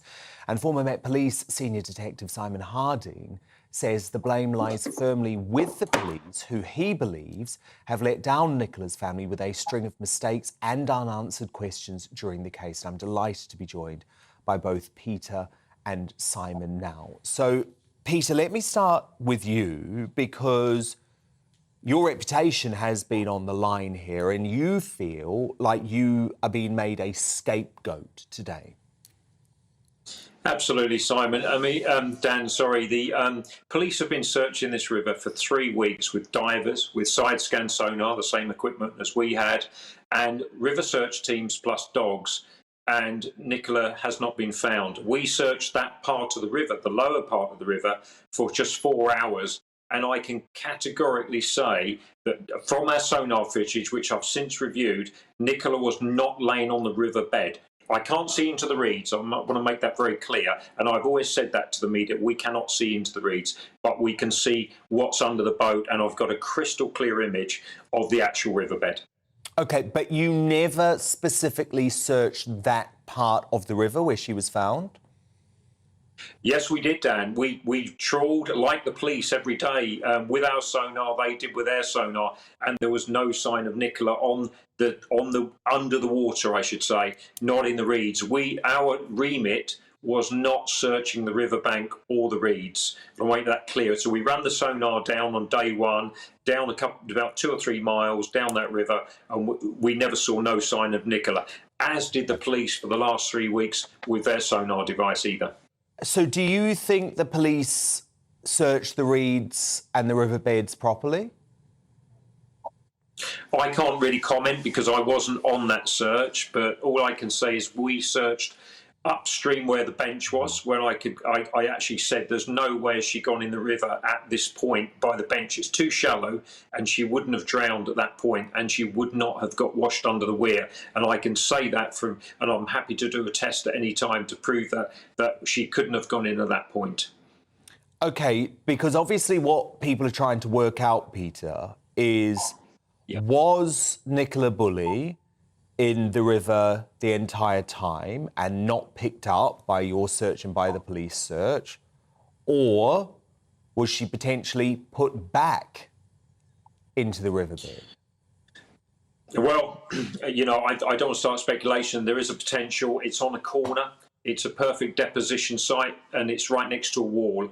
That is a possibility, but I don't want to spark speculation on that. But she was not in the river the day we searched. But the thing is with tidal rivers... What about where she was found specifically? What about where she was found specifically? Had you specifically... I know you didn't look into the reeds in the riverbed, but the riverbed, did you specifically search there? Yes, we drove past it with a sonar. It was crystal clear. Nothing. And nothing absolutely no sign. OK. No sign. I would see a body extremely clearly on our sonar without fail. OK. Well, look, stand by. Former Met Police Senior Detective Simon Harding, what do you think has gone on here? I think firstly you've got to think of the timing of this. Really, that you've got to have a lot of sympathy for the family today. Absolutely. And I think there's a time and a place where this will be dissected, and it's going to go that way. And you're looking at really, this started with a media problem. And a lot of people have touched on that, where the messaging that came out wasn't quite as balanced as it should have been, and I think that will be looked at. The police, albeit not on purpose, gave the impression that they were really fixed on one particular hypothesis and not the others. And I think then people started to think, well, the family don't believe you, so we're going to come to the scene. And then it became, a real circus around the scene itself. But then I think you have to look at the fact that behind the scenes, the police, I have spoken to people, police are doing a really good job, have done a really good job. The conventional things that you would expect to be done, and I have a lot of experience as an SIO with murder scenes in London and abroad, and I think they have done what they needed to do. There are complications, and in these kind of inquiries, missing persons inquiries, 170,000 people go missing a year, and people don't want this sort of information. And we got a feel for the family today, and you know, it was especially where they said, "Please leave us alone," and it's become a bit of a circus down there. There's lots of things in this case which are going to come into question. The social media aspect to it. Couldn't agree more. Couldn't agree more. And by the way, you know, we've been fully transparent about this. They, in the family statement, they were highly critical of the press. They were highly critical of 2 TV stations, Sly News and ITV. I just want to clarify my position on this, which is that I didn't speak about this case until Thursday. And I thought it was very important that the police and Peter were allowed to get on with their job, because I saw the media circus that was developing. But when my view changed was when the police went against what they'd said just hours earlier during the Wednesday press conference and released this highly personal information about Nicola Bulley, including the fact that she was suffering from the menopause and that she seemed to have an alcohol problem. And I just think that absolutely crossed a line. But Peter, can we come back to the river specifically? Because what I'm just trying to get my head around is whether you think that it's possible that you missed Nicola Bulley's body in some way, and that all of the police search teams missed the body too, because I completely agree, we don't want to add to speculation, but you can understand at the moment there are millions of folk around the world saying, well, Peter Fording said that the body wasn't in the river, so the body must have been put in the river later on, because you've got these 2 dog walkers, one of whom is a psychic, who end up discovering the body, not the police. The problem is, Dan, at the top part of the river above the weir, it's non-tidal. It just flows one way. Once you get over the weir, it's a tidal river. Now, any tidal river, and anyone who works on the Thames will tell you, things can get lodged in things called strainers, and especially on the corner, you know, on a bend. And obviously the water will rise and it will go out. Every 6 hours there's a turn of the tide, and things can move out very quickly. We worked on one operation in Kent where a sheep was going up and down the river for 2 weeks, a bloated dead sheep, and it came back to the same point every night. So it can go out and it can come back in again. So there's a possibility that Nicola could have been lodged in somewhere else a bit further upstream. But what I do find strange is that she hasn't gone very far. If I would have expected her to go further in 3 weeks than she did, literally a few hundred yards just down the stream from the weir. That's what's got to me. OK. And Simon Harding, where do you see this going? Because, of course, the Lancashire police now have to regain the faith of the public, who feel very confused by what has, I believe, become a catastrophic PR and social media disaster. I mean, there were times, Senior Detective Harding, I'm not going to lie, it felt like the Lancashire police were loving the attention. You know, on social media, they were replying to weird posts about some member of the public making up a Lego figurine of Detective Smith. It just felt inappropriate. Well, that in itself is inappropriate, isn't it? But I'll just go back to that point about speculation. I've never speculated about what's happened. We've talked about the messaging at the beginning, which could have helped maybe stop quite a lot of what's happened, and also the potential cordoning of the scene itself to stop people. But also, you know, this isn't the end of the tests that will go on. You know, unfortunately, there's going to be more tests on Nicola, because, you know, the idea that she's been put back in there as a deposition is a complete speculation. But we'll be able to find out, will we? Yeah, they will know. They will know, and the tests that go through will determine that one way or the other. Been submerged underwater. Yeah, well, there's lots of things that will happen around that, and I don't think, you know, that's going to be hugely, you know, unpopular to hear that for a lot of people, and that's in terms of speculating that she's been put back in there, because that's not the case. There's no evidence of that at all, and let's wait for the factual evidence that comes out of the tests. But at the moment, I think now it is, let's get away from that family and leave them time to agree more.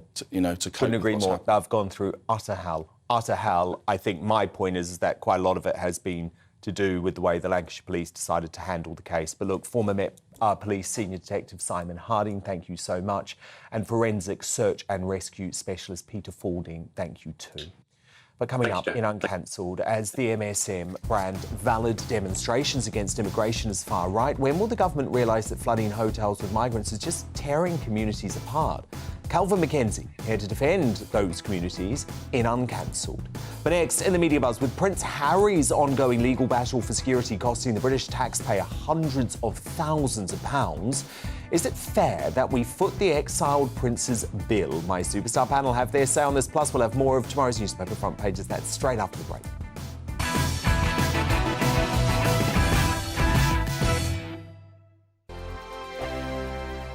We are GB News, and we'd like to say thank you to each and every one of you for bringing us your conversations, for helping our great nation find its voice. We are here for you on radio, television, and online, across England, Scotland, Wales, and Northern Ireland. It's not the BBC, you actually get your facts right. We are proud to be GB News, the People's Channel, Britain's news channel.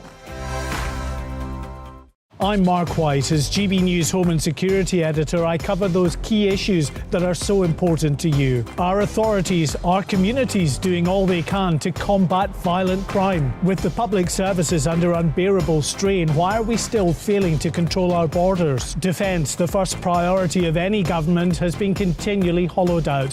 Can we trust our politicians to protect the armed forces? Join me, Mark White, on GB News.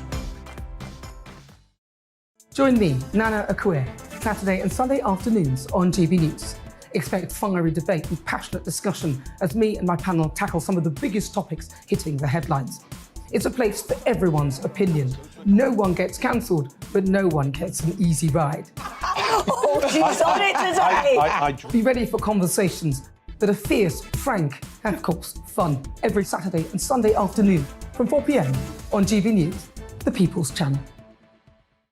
Monday to Thursday on GB News, it's Bev Turner Today from 10 a.m. We're going to be here for you, our GB News family, to keep you up to date, but also make you smile. The guy went from puberty to adultery. And I can't wait to bring a few of my own opinions. I have no time for cultural totalitarianism. We'll engage in passionate, but always polite debate, with your thoughts and opinions at the centre of it all. Only on GB News, the People's Channel, Britain's news channel. Join me every Sunday at 6 p.m. for Gloria Meets. In exclusive interviews, I'll be finding out who our politicians really are and what they really think. It's something that you would never want anyone to suffer. I didn't know what channels there were. I didn't think I'd be believed. I must have weighed about 7 stone and I'm 5'8". My instincts was to sort of cover this up. I mean, clearly that was a mistake. Join me every Sunday at 6 p.m. on GB News, the People's Channel, Britain's news channel. We are GB News, right across the nation. You can get us on television, on radio, on digital. We're absolutely everywhere. Amazing! You see, amazing! You remind me of me in the European Parliament. But here's the most important bit. We are not part of the mainstream establishment. We think and speak just like you do. We are the People's Channel. Magnificent. That's really, really thoughtful. Come and join us on GB News, the People's News Channel.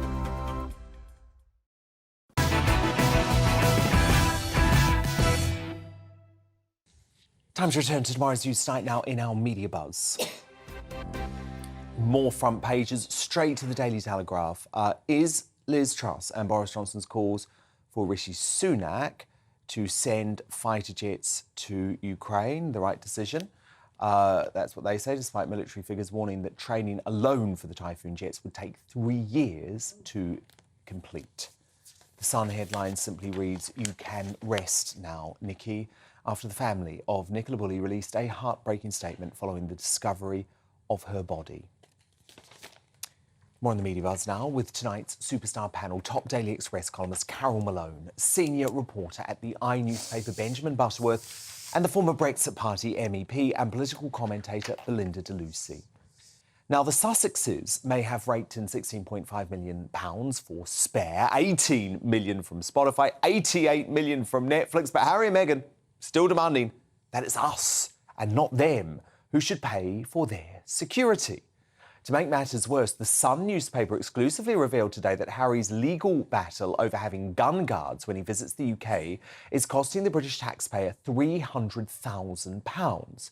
As we know, since leaving the royal family, security has been a major issue for Harry, except when he's bragging about killing 25 members of the Taliban in his toxic tell-all. And speaking to The Sun, former Scotland Yard commander John O'Connor said to expect protection provided by the state is arrogant and irrational. It is only vanity anyway. He only wants protection because he thinks his importance is downgraded without it. So is it fair for Harry to demand all of this money from us, or just another desperate attempt to stay relevant, Carol Malone? I don't think it's an attempt to stay irrelevant, but I mean, you have to wonder. I mean, is he stupid? Is he delusional? Is he so? A little bit. Is he so spoiled he just can't hear the word no from anybody? Well, we know that, yeah. If he is a security risk, it's 100% his own fault. He put a target on his own back. He shut up now. He put a target on his own back when he wrote that book. When he said how many Taliban he'd killed. If he wants security, if he thinks this country is so dangerous for him and his family, don't come. We actually don't want him here. But he's still going on about it. And the fact that British taxpayers have paid 300 grand for this, he's launched a judicial review, which is what is costing the money. He wants to change the law because the law doesn't suit him. He knew full well when he opted out of royal life. He was warned. He was told what would happen, and he did it anyway because he thought it wouldn't apply to him because he's so special. Now he's learned he's not. You know, Andrew had his money taken away, his royal detail taken away. It is Charles who's now paying for that personally while he's in this country. But you know, Harry does not, as you say, he made 16.5 million from spare, all the other millions. But if he thinks that Britain is so dangerous, don't come, because, hey, newsflash, the British people don't want it. But how sickening that it's our money. It's our money. It is our money. That's and he has said, but Harry has said in the past, he doesn't want us to pay. So why are we? Yeah. Why is he using our money to fight this legal battle? And the thing is, you know, you can't just change a law because it doesn't suit you. But he's so arrogant and so vain. Benjamin Butterworth, you're furious about this. No, I mean, first of all, you're furious about what Carol was saying. You know, the idea that Charles will pay for a man who was accused and denied and never and not convicted of sex pest would have their security paid for by Charles. The fact that someone so unpopular as he's worried Prince about Andrew, losing the roof over his head, Prince Andrew. So I don't think we should say that Andrew's in a particularly good spot. He's worried about a £30 billion roof over his head, not a roof over his head. That's a gross exaggeration. Look, it is ridiculous that we should not pay for the security of Prince Harry in this country. Why? I dare say it would cost less than this has cost in the last year in legal fees. Because the truth is, the British state made him a prince. The British state made him famous and made him a risk. It's not he is because still, he's a prince he gets it. It's because he was a working royal. But I'm saying that's he's wrong. No longer that. I'm saying it is a nonsense. It is facetious to suggest that because he's not carrying out duties, the risk level is lower. It is probably higher now because he has been so provocative. And the fact is, his mother died through various failings. OK, if she'd been better protected, she may well still be here. His mother died because she was her by a drunk driver. But she also rejected the royal security. protection. She wanted private security. And this probably is why Prince Harry finds it so sensitive, because what a mistake that probably was. And it is ridiculous to suggest that someone who's still in line to the throne, what is it, 9th or something? He is still in line to the throne. He is still a threat, and we should protect him. Because I tell you what, if we don't pay for Harry's security, and then, God forbid, something terrible happens to him or his wife or his kids, how will you feel then? But Lucy, you could say that, but you could say that about any celebrity that flies into the country. No, you can't. We don't pay for Bill Gates' security. We don't pay for Mark Zuckerberg's security. We don't pay for Leonardo DiCaprio's security. They don't get guns. We didn't make Oprah famous or Tom Hanks or any other super famous rich person. We made Harry famous because the British state made him a prince. But he chose to leave the royal family. But he can't leave the fame. By the way, Prince Harry has, I think, increased the risk to the royal family. He's incited so much hatred towards an innocent family, Kate, William, their children. In fact, the British people he's incited so much hatred, caused us so much damage. Oh, so what? So he should be at risk of being attacked? No, secondly, I would say, actually, it was really funny, Dan, because today I was on Twitter at about 4 o'clock, and do you know what was trending? Hashtag wah, after the book from South Park, you know, with the spare, mocking the Spare book. And I do think people are now seeing them as a couple of ridicule, and they're perfect fodder for comedians now. This is all about optics. They want to be important. It's got nothing to do with that. Have death threats. It's got nothing to do with it? Duffield, they all provide They pay for their own security. You don't have to like Harry and Meghan. You don't have to care about them. You don't have to think they represent Britain. The fact is that we made him a prince. He is at risk, and we should protect him. The law is clear. Working royals are the only people who get protection from Scotland Yard, and he is no longer a working royal. But we haven't had a situation. We haven't had a scenario like this since the Duke of Windsor, right? So the fact is that it has thrown up an anomaly for which it is clear he is at risk. And I'm sorry, but what dad and what husband wouldn't want this protection? Made very clear to him before he made a decision to go and slam the royal family. The decision is wrong. Slam our country and take millions and millions of pounds. He can afford his own security now. He wants to pay for his own security. It's people like you that are opposing him. Now, one of the big winners at last night's Baftas was the Irish film Banshees of Inisharan, picking up 4 awards. But viewers were left stunned when a real-life banshee emerged to perform on stage. Now, that's the actress, Ariana DeBose, who was regrettably chosen to kick off the ceremony as she delivered a tuneless and woke number about the evening's female nominees. Now, DeBose, I can't believe this, she actually won a BAFTA last year for a role in West Side Story. But in an epic fall from grace, this cringeworthy performance, I think, would have seen her booted out in the first round of a Britain's Got Talent audition. Watch. All the ladies in the room, supporting and leading, all here I presume. Hong Chow, Dolly D, Carrie and Carrie with the C. Dame Emma, I'm so fond. Anna girl, you were great and blonde. Danielle D, you broke my heart. Michelle, I've loved you from the start. Angela Bassett did the thing. Viola Davis, my woman king. Blanche Kate, you're a genius. And Jamie Lee, you are all of us. One of us is here alone. All these queens, we need a bigger throne. House of Bafta, the vibe is strong. Be true to you. You can't go wrong. Oh, just awful. That horror show set the tone for what was another dreadfully woke ceremony. It still wasn't good enough, though, for the race-baiting MSF, including this reporter at Sly News. Some surprises, perhaps, including no actors of colour winning any of the main acting prizes. I mean, ridiculous, ridiculous. Are we going to look at every single awards ceremony now through the prism of race? It is so regressive, actually, because there are some years when 3 out of the 4 people who win the prizes are people of colour. You know, just stop this, Sly News. It's revolting. Belinda Lucy, Benjamin Butterworth, Carol Malone, do stand by. Coming up, actually, Benjamin's feud with Lee Anderson is going to be reignited once more as we reveal tonight's Greatest Britain and Union Jackass. But next, in Uncancelled, do junior doctors have any justification for their upcoming strikes? Former editor of The Sun, Calvin McKenzie, gives his analysis straight after the break. Don't go anywhere.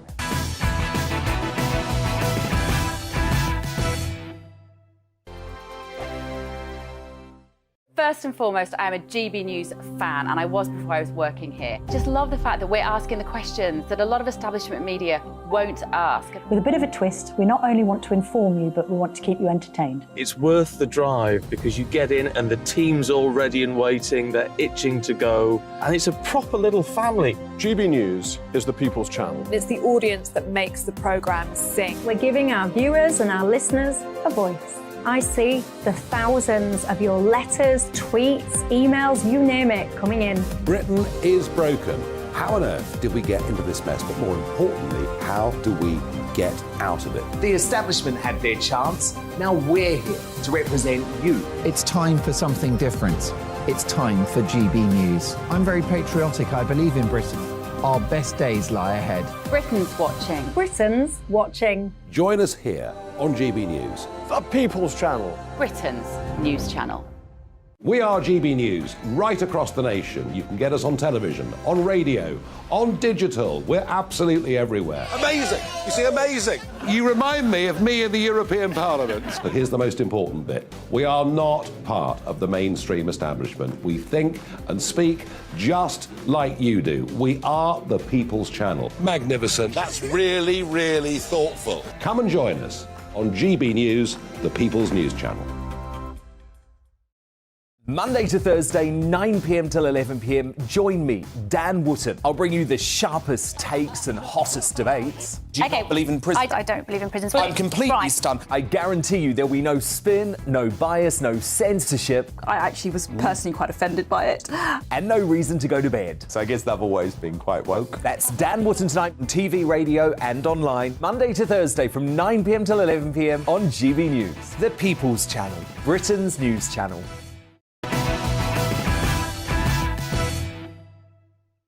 It's time now for Uncancelled. And this is where Britain's top commentators speak out on controversial issues without the fear of the cancel culture sweeping the rest of the media. With a new Unheard poll showing that only 20% of Brits disagree with the statement immigration levels are too high, it's fair to say the nation's had enough of both illegal and legal migration, including over 2,500 new arrivals on small boats across the Channel in the last 2 months alone. Protests have broken out across the country as local communities are torn apart. But rather than listening to their understandable concerns, the MSM wants to brand them far right. And it happened again over the weekend, with the hard left commentator Lewis Goodall of LBC tweeting huge police presence on outskirts of Rotherham for far-right protest and counter-protest outside a Holiday Inn Express housing asylum seekers. We understand it's one of 5 such far-right events organised for this weekend. Now, Calvin McKenzie, why are people like Lewis Goodall, who actually should be representing very real concerns from his listeners, why does he just want to paint all of the people protesting as far right? Because it's an easy conversation to have, isn't it? Once you say far right, it summons up a picture of Hitler or something like that. What nobody will take into account, remember, all these guys are from the left, and LBC, by the way, the Labour Broadcasting Company. I love that. It's a shocking outcome. What about James O'Brien, by the way, sending his kids off to private school, but talking about, isn't it disgusting, the state of education in Britain today? Anyway, hypocrite in chief. Lady, yes, James O'Brien. Champagne socialist in chief. Exactly. Trousering a fortune off his company, which I basically approve of, I think. But on the question of why is anybody who has a problem in their heart and in their street and perhaps in their work and also worrying about their children's future and God knows what else, why is it that they have to be far right? All they are ordinary people concerned about their lives. And Labour, of course, don't know what to say. So Starmer actually is too clever to get involved in that migration area. And he will talk in exactly the same way as Sunak talked and Boris talked. He will talk about, I'm going to solve this. He is not going to solve this unless he wants to do something really quite tough and outside the norm of politics. Now, that's the question. Will anybody do anything? Now, what would Nigel do? You see, even Nigel Farage is not prepared to actually say, I tell you what, the only thing that the smugglers understand is violence. Why don't we just pursue them, right? When Israel has a problem on the West Bank or in Palestine, they take some of it and then they go in. They don't worry about what the world thinks. What do you mean by violence? I'm always saying the same thing. I'm saying the same thing. We should send our SAS or whatever to go in there secretly and take them out. Treat it like war. Yeah, it is a war for us, isn't it? It's an invasion. We have 150,000 waiting. We have schools which can't cope. We have hospitals. I was in a hospital the other day. The doctor, the working conditions of the doctor were beyond shocking. By the way, it's St Peter's in kind of on the Weybridge borders. You would have thought it would be in good nick. It was shocking. The fact the doctor worked in it. So why is it the junior doctors in a moment?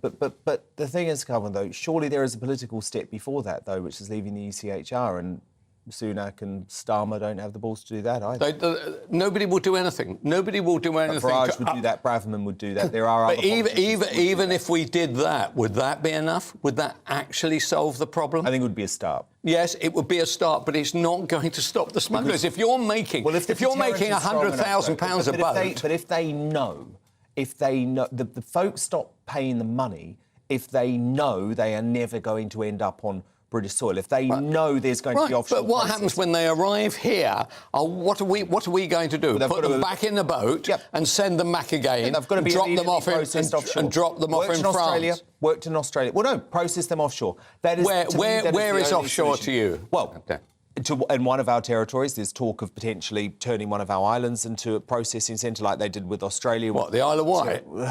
No, further afield.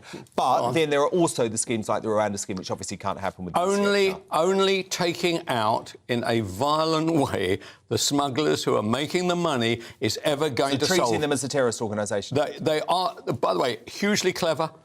You know, allegedly fooling the whole of the French police and the French army, right? It doesn't matter. We either do that, or I'm afraid, 10 years from today, that 150,000 number, that will be 400,000 or 500,000. And then you're potentially looking at a political revolution. But look, we're going to stay on this, but I do want to talk about the junior doctors. I know you're very worked up about this. They voted to strike, an overwhelming 97% vote. This walkout could start in March. As many as 45,000 turning their back on patients. 72 hours, Calvin. I know. No A&E, by the way. No intensive care. I mean, really, there is a thing called a Hippocratic Oath, and they are doing harm to the patients. Their money, right, ran about 58,000, OK, after about 5 years, right? OK, not fantastic. By the way, 37% if you work at the weekends. If they work 8 hours over, they get 20% more money than their daily rate. Honestly, I'm not saying that they shouldn't be well paid. I want them to be well paid. I say they are already being at least adequately paid. And what I can't understand is what kind of person becomes a doctor and then says, I tell you what, there's a bomb gone off, right, and there's a load of people going into an A&E. Are we really going to stand aside? Or smaller, a small car crash, right, in which one person's dead, one person's just about hanging on? Are they saying, I tell you what, we're not doing that one. It has to be a bomb to do it. These are shocking judgments from massively intelligent people. They know what they're doing. They are taking somebody else's pain to increase their pay. I really hate them for it, to be honest. I hate the whole of the NHS. The NHS, it looks to me as though I have no idea why we don't get some of those American hospital companies come in here and offer some competition, because as a state monopoly, it is not working. It's not working for the customer, the patient. It's definitely not working, allegedly, for the doctors, the nurses, the ambulance driver. Nobody's working. Why don't we bring competition into it? I think pay would probably go up and people would feel happier. It would. I mean, great piece that I really recommend people check out by Trevor Kavanagh in The Sun today about the Australian health system. I discovered it myself over Christmas when I had to go to the doctors there. Works brilliantly, you know, it works brilliantly. And there are other models that work, and everyone's happy. Everybody's worried about, right, if you are poor, you are skint, you're covered. You're covered. If you're old and you've got a problem, you're covered. Totally. It's in the middle, and it's in the middle that aren't being treated. Try calling it. They try their best. I went to a hospital the other day. The conditions the doctor, the GP was working in were beyond shocking. And do you know what he said? I apologise. He said, the heating's not working, right? This was in the hospital. Right? It was like -5. And I said, don't worry. I said, I'm used to travelling by SWR trains, so you don't need to worry. Honestly. Calvin Mackenzie, you get back on your train home. Thank you so much. We'll speak on Thursday. But it's time now to reveal tonight's Greatest Britain and Union Jackass. My superstar panel back. Carol Malone, who are you going to nominate as your GB? OK, mine's the Queen Consort Camilla and the Royal Voluntary Service. Together, they're organising the Coronation Champions Awards. These awards will honour the Herculean efforts of zillions of people up and down the country who give their time for free to hospitals, to homeless shelters, to whatever. And these are the people who should be rewarded in the New Year's honours list, but instead the awards are given to super-rich celebrities who are paid for doing their jobs. It should be given to these people. Nice. Benjamin Butterworth, your nominee. Mine is US President Joe Biden, who flew in to see President Zelensky today. Friday is 1 year since the war broke out, and I think Joe Biden, along with people like Boris Johnson, Keir Starmer, the German Chancellor, the West, NATO, has a lot to be proud of, as Joe Biden said, for standing together against the megalomaniac Putin. Belinda Lucy, your nominee. Mine is Boris Johnson. I am often critical of him, but credit where credit is due. He is speaking out against the threat of getting rid of the Northern Ireland Protocol Bill, which stops the EU from ruling over the UK territory without consent. So for that, he gets my greatest Brit this week. Oh, well, look, I'm going to go with you, Belinda. I'm going to go with you because I think he could be the only thing to stop the rot in the Tory party and potentially stop the Brexit sellout too, as I discussed at the top of the show. Carol Malone, your Union Jackass nominee, please. Mine, sadly, and I'm very sad to say this, is Lancs Police. If there was a prize for the wrong way to conduct a missing persons investigation, this is it. This is it. It's been 3 weeks since Nicola Bulley disappeared. Their campaign to find her has been shambolic. Their media campaign has been shambolic. The way they have given out this information about Nicola, about her HRT and the fact that she had alcohol problems has been shambolic. And I just think they've caused... And even yesterday when Nicola's body was found, they said it could take 7 days to identify her. In the end, it hasn't. But why would you say that to a family who was already in agony? The heads must roll over this investigation. Benjamin Butterworth, your nominee. Well, mine is the sanctimonious bully boy Lee Anderson, who sat on this programme a couple of days ago calling me butthole or butthead. This is not the language of someone who's the vice chair of the party of government. He is just a playground bully. Do you want to cancel him? Oh, I think he should be. I mean, I'm going to make a complaint to the Conservative Party. He shouldn't be in the job if he talks about journalists like that. So you want to cancel him? He cancels himself. You like cancelling people, don't you? Belinda Lucy, your nominee? Mine is the Puffin Publishing organisation. They have, and their sensitivity police crew, which they hired to assault our beautiful, beloved children's book author, Roald Dahl, his language, his creativity. Look, it's a tough call tonight because that made me so mad, but it's got to be the Lancashire Police who turned a tragedy into a farce, unfortunately. Carol Malone. Benjamin Butterworth, Belinda Lucy, my superstar panel tonight. Thank you so much. Thank you for your company tonight. I'm back tomorrow from 9 p.m. Headliners. First and foremost, I am a GB News fan. And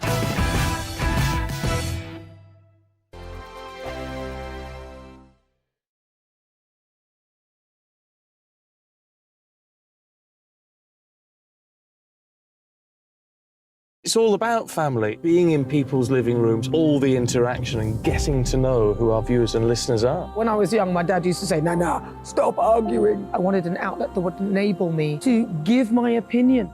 People are going through a really hard time right now, and I know that you don't feel like you're being listened to by the establishment. I came to GB News because it's the People's Channel, and I want the audience to have their say on the events of the day. We're dynamic. We do something different. Democracy shows that the wisdom of the nation is in its people. I get to travel to find out what the story is from a personal perspective. The British people aren't fools. We know when we're not being told the full story. We've got to work out how Britain moves forward from this. It's the best country in the world. The establishment had their chance. Now we're here to represent your views. Britain's watching. Britain's watching. Britain's watching. We're proud to be GB News. The People's Channel. Britain's news channel. Monday to Thursday, 9 p.m. till 11 p.m. Join me, Dan Wootton. I'll bring you the sharpest takes and hottest debates. Do you not believe in prison? I don't believe in prisons. I'm completely stunned. I guarantee you there'll be no spin, no bias, no censorship. I actually was personally quite offended by it. And no reason to go to bed. So I guess they've always been quite woke. That's Dan Wootton tonight on TV, radio and online. Monday to Thursday from 9 p.m. till 11 p.m. on GB News. The People's Channel, Britain's news channel. Hello, I'm Michelle Dewberry, and you can join me every weekday 6 till 7 on Jubes and Kerr. You're an inspiration to us all. Click that bit up. Well, you are. That's my ringtone. My political ambitions those days are gone, I can tell you. She's only teasing. Go on. He's probably going to want to lay down now. I'll give him 2 minutes to have one. Let's respectfully disagree. That's what we like on Jubes and Kerr. Come and join us. GB News, the People's Channel. Michelle Dewberry, weekday evenings at 6 o'clock. I'm Simon Evans. Join me on GB News for Headliners at 11 p.m. What's the scoop? I'll be joined by 2 of the country's top comedians. That's right. As we take a look at tomorrow's newspapers tonight. We're going to get into trouble. If it's a big story, we'll be covering it. Spill some tea on him. There we go. But we'll also have some fun. I wouldn't stick up a bank. My father didn't love me. So anyway. Headliners every night from 11 on GB News, the People's Channel, Britain's news channel.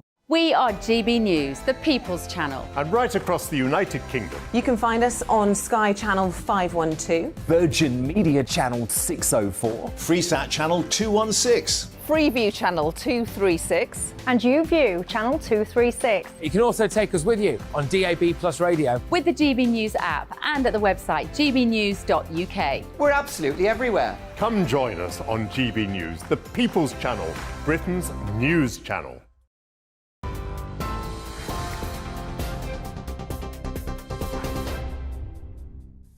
You're with GB News. It's 11 o'clock and in a moment, headliners. But first, let's bring you up to date with the latest news headlines. And Lancashire Police this afternoon confirmed that the body discovered in the River Wye yesterday has been identified as the missing mother of two, Nicola Bulley. The body was found a mile away from where Nicola disappeared 3 weeks ago during a morning dog walk and was found by members of the public. The cause of death hasn't yet been revealed. A police liaison officer read out a statement on behalf of Nicola's family. Finally, Nikki, you are no longer a missing person. You have been found. We can let you rest now. We love you, always have and always will. We will take it from here. Meanwhile, the Chief Constable of Devon and Cornwall Police called for firearms law to be reformed tonight after an inquest jury found people were unlawfully killed in a shooting spree near Plymouth in 2021. 5 people died, including a 3-year-old girl, in a shooting carried out by Jake Davison. The inquest today heard how the 22-year-old legally held a shotgun certificate but was obsessed with firearms. A lawyer for 4 of the victims' families says there's been a catastrophic failure at Devon and Cornwall Police. The system has hopelessly failed us. In particular, the Devon and Cornwall Police Force has failed us. The evidence we have heard during this inquest